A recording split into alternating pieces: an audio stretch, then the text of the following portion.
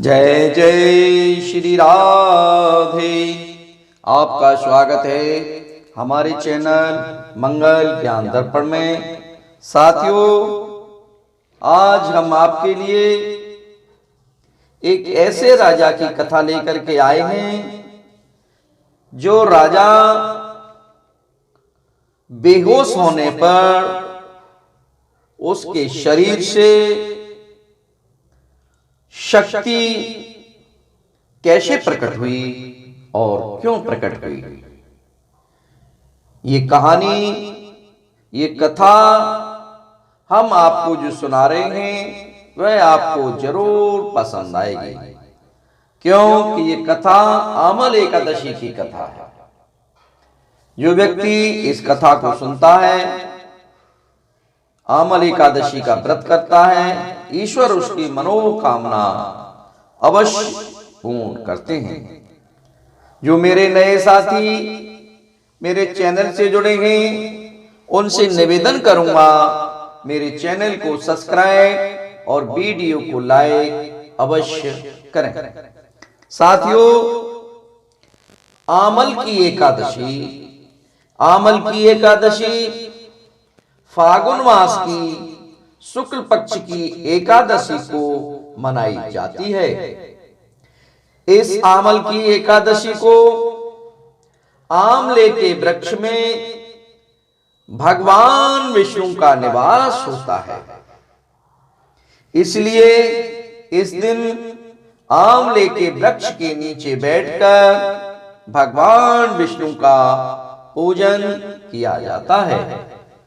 भगवान पूजन करने से भगवान जी हमारी सभी मनोकामनाओं को पूर्ण करते हैं। साथियों, अब हम आमल एकादशी की प्राचीन काल में जो कथा थी, उस कथा को हम आपको सुनाते हैं। प्राचीन काल में भारत में चित्रसेन नाम का राजा हुआ करते थे। वो राजा ऐसे राजा थे कि राजा चित्रसेन के राज्य में एकादशी व्रत का प्रचलन बहुत बड़ा था। वहां उनके सभी नर और नारी भगवान विष्णु जी का व्रत आमल एकादशी के दिन अवश्य करते थे। सभी और राजा रानी एकादशी का व्रत रखते थे।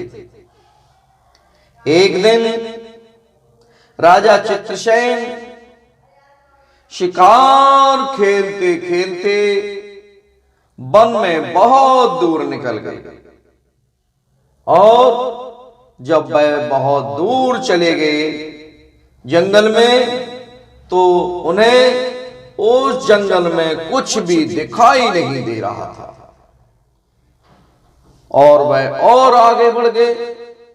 आगे चलकर उन्होंने देखा कि वहां पर जंगली जाति के लोग बहुत इकट्ठे थे, और उन जंगली जातियों ने राजा चित्रसेन पर आक्रमण कर दिया। राजा चित्रसेन में और उन जंगली जातियों के लोगों में आक्रमण शुरू हो गया। एक दूसरे पर प्रहार करने लगे, लेकिन राजा चित्रसेन के अस्त्र शस्त्रों का उन जंगली जातियों के लोगों पर कोई भी प्रभाव नहीं पड़ रहा था। उन अस्त्र शस्त्रों से कुछ भी उनका बाल बांका नहीं हो रहा था। यह देखकर वह जंगली भी चकित रह गए, और देखते देखते जंगली जाति के लोगों की संख्या बहुत बढ़ गई। तो उनके आक्रमण से राजा चित्रसेन संज्ञाहीन होकर पृथ्वी पर गिर पड़े। पृथ्वी पर गिरते ही राजा चित्रसेन के शरीर से एक दिव्य शक्ति प्रकट हुई और उस दिव्य शक्ति ने समस्त राक्षसों को मार करके फेंक दिया और वह शक्ति अदृश्य हो गई। थोड़ी देर के बाद ही, शक्ति के जाने के बाद, जब राजा चित्रसेन की मूर्छा टूटी तो उन्होंने देखा कि यहां तो सब राक्षस मरे हुए पड़े दिखाई दे रहे। उन राक्षसों को मरा हुआ देखने पर राजा चित्रसेन को बड़ा आश्चर्य हुआ और राजा चित्रसेन आश्चर्य में पड़कर सोचने लगे कि इन्हें किसने मारा है। मैं तो इनसे युद्ध कर रहा था, लेकिन मेरी शक्ति तो कोई काम ही नहीं आ रही थी। मेरे अस्त्र शस्त्र तो सब फेल थे, मेरे अस्त्र शस्त्र तो काम ही नहीं कर रहे थे, लेकिन ये सब राक्षस कैसे मारे गए और मुझे क्या हो गया, मैं कहां चला गया, क्योंकि मैं इन राक्षसों को मरा हुआ देख रहा था। तभी उसी वक्त आकाश मंडल से आकाशवाणी हुई और आकाशवाणी से ये सुनाई दिया, उन्होंने कहा, ये समस्त राक्षस तुम्हारे आमला एकादशी व्रत के प्रभाव के कारण मारे गए हैं। यह सुनकर राजा बहुत प्रसन्न हुए, लेकिन उन्होंने पूछा कि तुम कौन हो और आपने ही इन सबको मारा है। उन अदृश्य शक्ति ने कहा, हाँ, मैंने ही तुम्हारे इन राक्षसों को मारा है, क्योंकि तुमने एकादशी के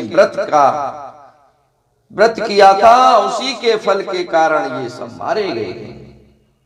राजा ने उसी दिन से अपने राज्य में आमला एकादशी के व्रत का प्रचार करवाया और सभी वहां के नर और नारी, सभी प्रजाजनों से ये कह दिया गया कि आमल एकादशी का व्रत हमारे क्षेत्र की सभी जनता इस व्रत को करेगी और इस व्रत के करने से ही हमें संपूर्ण लाभ मिलेगा।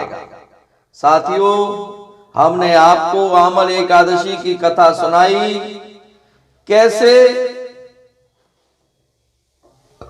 राजा की मदद उस शक्ति ने की और वह शक्ति कौन थी, वो शक्ति कहां से आई, ये हमने आपको बताया।